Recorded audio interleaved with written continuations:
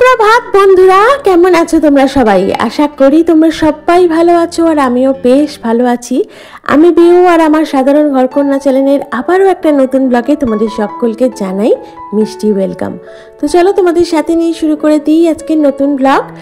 আজকের বারটা হচ্ছে শনিবার আর এখন ঘড়ির কাঁটার সময় হচ্ছে ঠিক সকাল 5:30। তো ছাদে এসেছিলাম একটু হাঁটাচলা করতে, একটু ব্রিদিং এক্সারসাইজ করতে। তো দেখো ছাদে এসে কেমন একটা অন্ধকার মানে অন্ধকারাচ্ছন্ন হয়ে আছে, এখনও ঠিক করে আর কি সূর্যটাও ওঠেনি।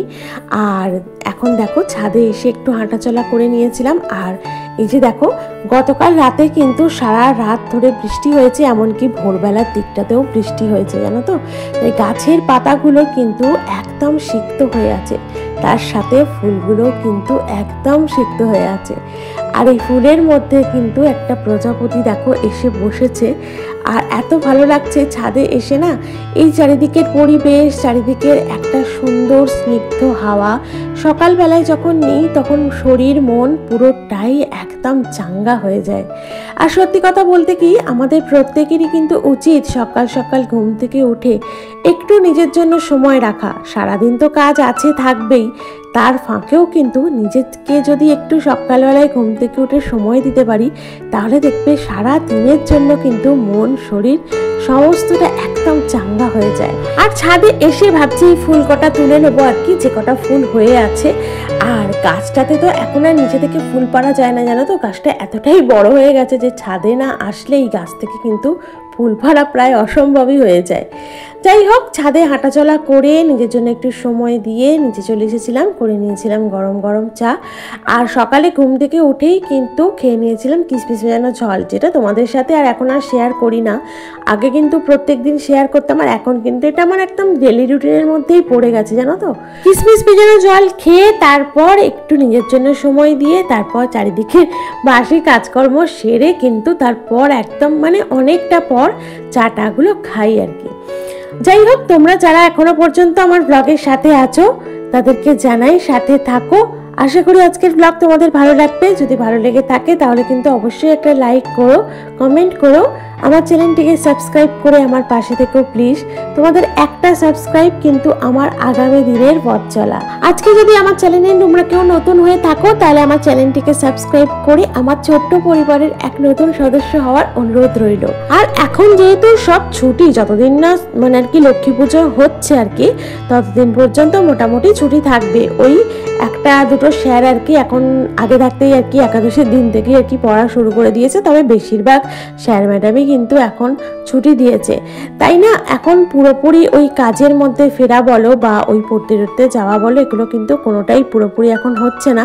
কারণ ওই যে বললাম, সবাই কিন্তু লক্ষ্মী পুজোর পর থেকেই আর কি সমস্তটা শুরু করবে। তাই সকলে কিন্তু এখন বাড়ি আছে সকালের দিকে। তো সকালের দিকে বাড়ি থাকলে কি হয়, একটু দেরি করে ওরা ঘুম থেকে ওঠে।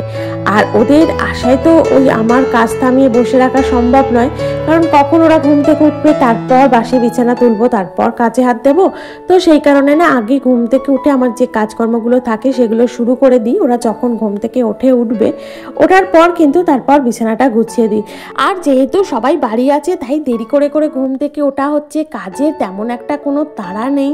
এই করতে করতে না একটু দেরিও হয়ে যাচ্ছে জানো তো। সত্যি কথা বলতে, এই যে আমরা ভাবি যে বাবা সকাল থেকে উঠে কত কাজ মানে টাইমের মধ্যে শেষ করতে হবে, আমার মনে হয় না ওই জিনিসটাই ভালো। এতে কি হয়, আমি ওই সময়ের মধ্যে মনের বাপিকে খেতে দেবো, সময়ের মধ্যে মনকে খেতে দেবো, এই করতে করতে না আমার কাজটাও ঠিকঠাক সময়ের মধ্যে শেষ হয়ে যায়। আর দেখবি মেয়েরই বলো হাজবেন্ডেরই বলো, ছুটি ছাটা থাকলে তখন ওই করবো এই করতে করতে কিন্তু না একটা দেরি হয়েই যায় জানো তো। তো সেই কারণেই আমি মনে মনে ভাবি যে এই যে আমাদের একটা ডেলি রুটিনের ব্যস্ততা, এটাই কিন্তু আমাদের জন্য একদম ঠিকঠাক জানো তো। প্রত্যেক দিনের জন্য একদম রুটিনের মধ্যে বাঁধা থাকে, সমস্ত কাজ সময়ের মধ্যে শেষ হয়ে যায় আর সবটাই কিন্তু একদম ঠিকঠাক হয়। তো যাই হোক, ওদেরও তো একটু ছুটি, ওদেরও তো একটু ইচ্ছা হয় মাঝে মধ্যে যে একটুখানি আর কি নিয়ম ছাড়া চলতে।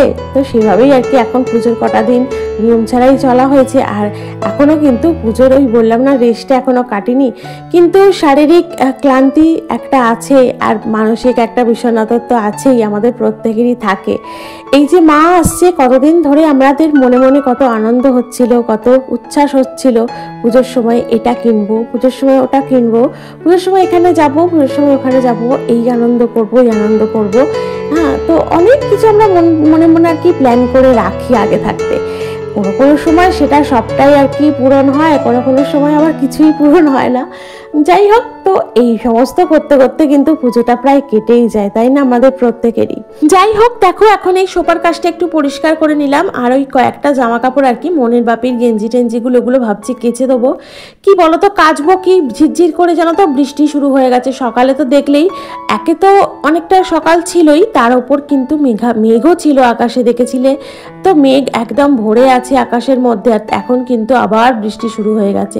আর পুজো মেটার পরেই কিন্তু অনেক কাজকর্ম থাকে জানো তো, অনেক কিছু পরিষ্কার পরিচ্ছন্ন থাকে, জামা কাপড় কাচাকাচি থাকে, তো এই সমস্ত কাজগুলো কিন্তু থাকে আমাদের। আর দেখো, সকালে ঘুম থেকে ওঠার পরেই দেখছি মেঘাচ্ছন্ন হয়ে আছে আকাশটা, বৃষ্টিও পড়ছে ঝিরঝির করে, ভালোই মানে এক এক সময় একটু জোরে জোরে আসছে, তারপর আবার এক এক সময় একটু থেমে যাচ্ছে, এই করে করে। তার মধ্যেও কিন্তু গতকাল আর কি কয়েকটা জামা কাপড় কেচেও দিয়েছি। কেচে ওই কি বলতো, যেই কাচলাম দেখছি তো বৃষ্টি চলে এসছে, ওই এদিক ওদিক সেদিক, মানে রোদে শুকানো হলো না, ওই পাখার হাওয়ায় এদিক ওদিক মেলে মেলেই আর কি শুকিয়ে গেল।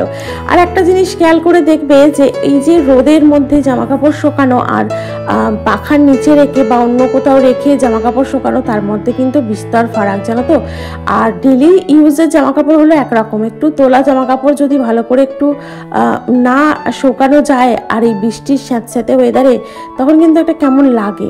আর এখন দেখো, সবটাই আর কি ঝাড়া মোছা পরিষ্কার সবটা হয়ে গেছে। দুটো ঘরের বিছানাও পরিষ্কার করে দিয়েছি, ঝেড়ে একদম টান টান করে বিছানার চাদরটাকে পেতে দিয়েছে। এখন দেখো, ঘর দুটোকে ঝাটফাট দিয়ে, ডাইনিংটা, ফ্রন্টটা, মানে পুরো বাড়িটাই আর কি ঝাটফাট দিয়ে নিচ্ছি। আমি কিন্তু প্রথমে ওপরের দিকটা আগে ঝাটফাট দিয়ে পরিষ্কার পরিচ্ছন্ন করে চলে আসি, কারণ কি বলতো, ওপরের ঘরে তো ঠাকুর থাকে, তো সেই কারণে আগে আগে মানে বাসি আর কি কাজটা করে দিয়ে চলে আসি আর কি, ওপরের ঘরের কাজটা। তো তারপর এসে কিন্তু নিচের ঘরের কাছে হাত দিই। তো ওপরের ঘরের কাজ কমপ্লিট, ঝাটফাট দেওয়ার সমস্তটাই কমপ্লিট। এখন কিন্তু দেখো ঝাড়ুটা দিয়ে নিচ্ছি, আর এখন কিন্তু নিচের দিকটাতেও ঝাড়ুটা দিয়ে সমস্তটা পরিষ্কার করে দিচ্ছি। আর আমার গতদিনের ভিডিওতে কমেন্ট করেছো পার্থ ফ্যামিলি ব্লগ, ছোট্ট পাখি ব্লগ, আর হচ্ছে আলাপ নন্দিনী। তুমি বলেছ শুভ বিজয়া দশমীর আন্তরিক শুভেচ্ছা ও অভিনন্দন, পাশে থাকলাম ও পাশে থাকার অনুরোধ রইল। ধন্যবাদ বন্ধু, অনেক অনেক অনেক শুভেচ্ছা, ভালোবাসা, অভিনন্দন বিজয়া দশমীর তোমাকেও জানাই, এবং তার সাথে সাথে আমার ইউটিউব পরিবারের প্রত্যেক বন্ধু, প্রত্যেক সদস্যকেই জানাই শুভ বিজয়ার প্রীতি, শুভেচ্ছা, ভালোবাসা, অভিনন্দন। তোমরা প্রত্যেকেই ভালো থাকো, প্রত্যেকেই কিন্তু এভাবেই আমার পাশে থাকো। আমিও কিন্তু চেষ্টা করি আমার সাধ্য মতো তোমাদের পাশে থাকার। আর ইউটিউব এমন একটা প্ল্যাটফর্ম যেখানে আমরা একে অপরের পাশে থেকেই কিন্তু একে অপরকে এগিয়ে নিয়ে যেতে পারি আমাদের লক্ষ্যে। তাই তোমরা যখন আমার পাশে থাকার চেষ্টা করো, আমিও কিন্তু সমানভাবেই তোমাদের পাশে থাকার চেষ্টা অবশ্যই করি। আর এটা কিন্তু আমি করবই, কারণ আমি এই প্ল্যাটফর্মে কাজ করতে এসে যতটা বুঝেছি, যে এখানে একে অপরের সাথ না হলে কিন্তু আমরা কেউই এগিয়ে যেতে পারবো না। তো এখন দেখো, ঘরদোরগুলো সমস্তটাই ঝাড়টার দিয়ে পরিষ্কার করে নিলাম, আর এখন দেখো মোছামুছিটাও করে নিচ্ছি। আর কি বলো তো, সকালে ঘুম থেকে ওঠার পর এই যে আমরা বাসি ঘর ঝাড় দিই, মুছি, তো বাসি ঘর ঝাড় দেওয়ার পর কিন্তু ধুলো ঘরের মধ্যে একদম রাখতে নেই, ঘর থেকে কিন্তু বাইরে একদম ফেলে দিতে হয়। যদি বাইরে ফেলার সুযোগ থাকে তাহলে অবশ্যই কিন্তু বাইরে বাসি ঘরের ধুলো ফেলে দেওয়া দরকার। আর যদি সেই সুযোগ না থাকে তাহলে কিন্তু ঘরের থেকে বাইরে, মানে তোমার মানে ঘরের বাইরে যে আর কি জায়গাটা আছে সেখানে বাসি ধুলো ফেলে রেখে দেবে, বা একটা জায়গায় একটা সাইডে রেখে দেবে। গাড়ি টাড়ি আসলে, যখন এই ময়লার গাড়ি আসে তখন দিয়ে নেবে। অ্যাকচুয়ালি কি বলতো, বাসি ঘর ঝাড়টার দিয়ে না সেই ধুলো ঘরের মধ্যে জমিয়ে রাখা একদমই কিন্তু উচিত না, এটাকে কিন্তু একদম বাইরে ফেলে দেওয়া উচিত।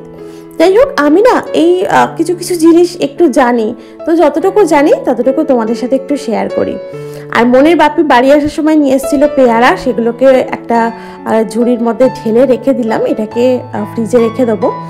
আর এখন দেখো বসিয়ে দিয়েছি ভাত। আর আজকে কিন্তু যেহেতু শনিবার, নিরামিষের দিন, মা খেয়ে নেবে দুধ ভাত আর তার সাথে কিন্তু মেয়েটাও খেয়ে নেবে।